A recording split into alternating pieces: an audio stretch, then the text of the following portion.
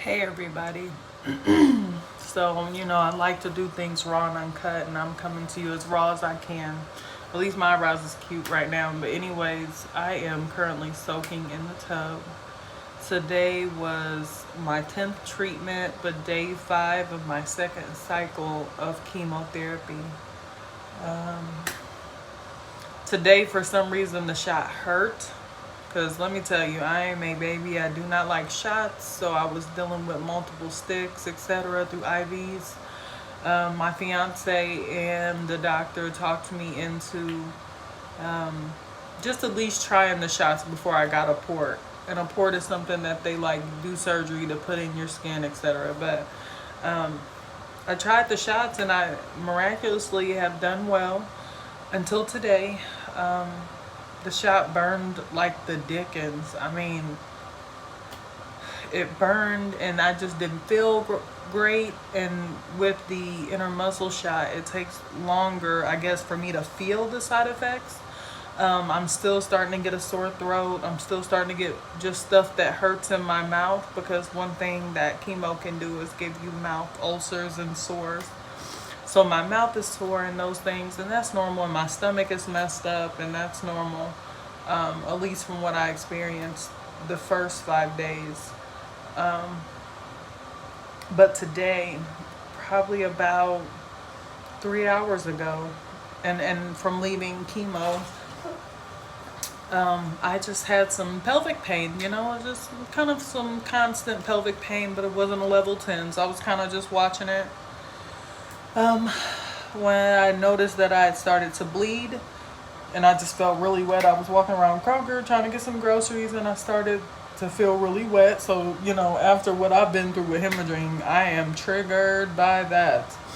And so when I got home and I sat down, I passed some tissue and, I laid in the bed and it just got worse. And I literally feel like I'm in active labor. I have a high pain tolerance, but I feel like I'm in active labor. Like, that's what it feels like, because at this current time, my body is trying to purge the molar tissue that's currently in my uterus. Um, like I told you initially, I didn't just have one complete molar, I had two complete molars, and it was growing back for the third time by the time I started chemo. So I remember the lady saying there was about 2 centimeters of molar tissue in my uterus at that point. And so I don't know if it kept growing or what happened, but either way, right now my body's angry and it's trying to get rid of it, and it just literally feels like my body's trying to have a baby. And so not too long ago, I passed two really big, I thought, blood clots, but they're tissue. And I feel like I'm just going to have to deal with it and try to figure it out. I talked to the oncologist and just asked, like, is this a side effect? Like, what's happening? So, long story short, they're like, if you can't control your pain, go to the ER. If you start bleeding too much, go to the ER. I don't like the ER. I don't. I'm tired of being at the hospital. I live at the damn hospital. I feel like I'm there all day, every day. The shot takes 2 seconds, but it takes 2 hours for the medicine to get upstairs. And I guess at the end of this, you try to give yourself a goal.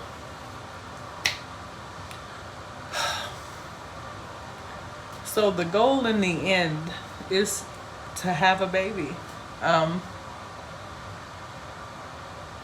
I guess I feel just slightly slighted, which doesn't make sense, that's double, because I've had 3 kids, essentially no issues, and then I had the 2 miscarriages, and then I've kind of let in on just the domestic violence and life that I had for the first 11 years. I was married and just dealing.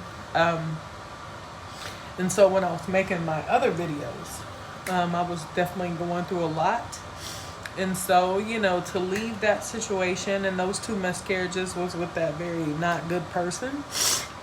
And so to leave that situation and to come into one that has been just amazing. It's amazing. I've just never had this level of support. he and I both have children. We don't have any together. That was just, it feels like a gift because I know his situation. He knows mine. And I feel like, that's a really great gift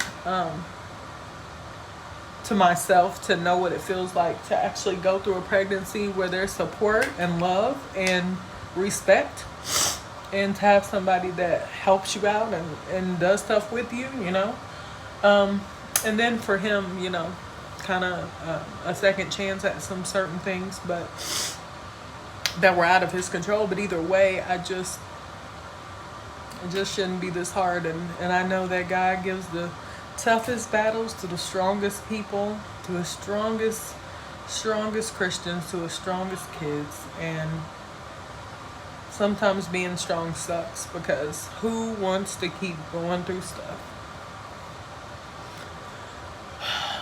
But the good news is that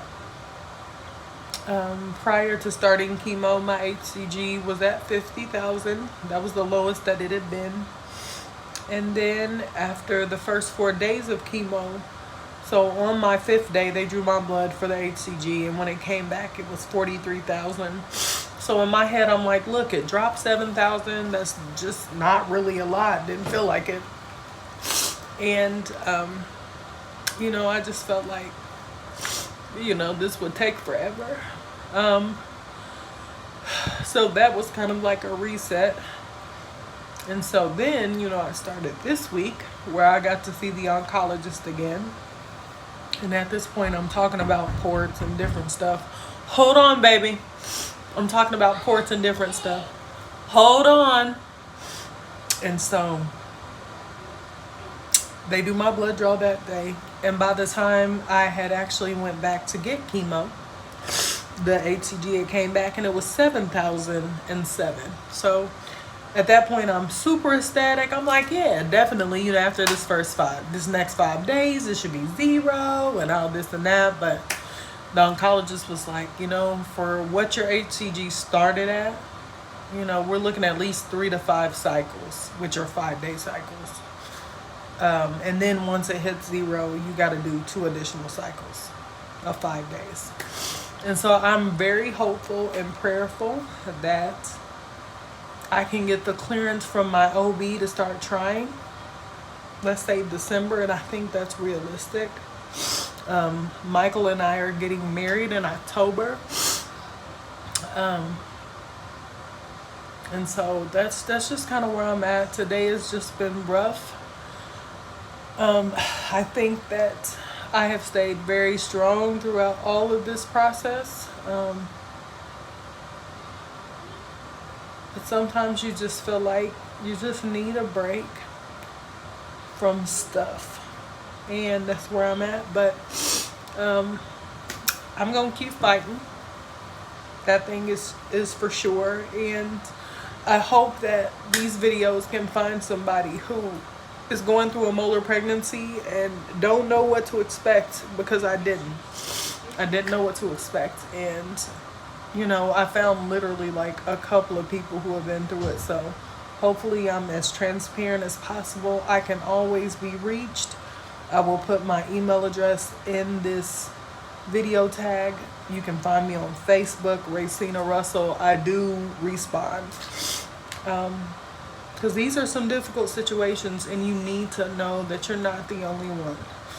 It doesn't matter who's rolling through it. There are some times where you just feel like you're the only person going through this. You gotta look, and you really gotta understand that you're not.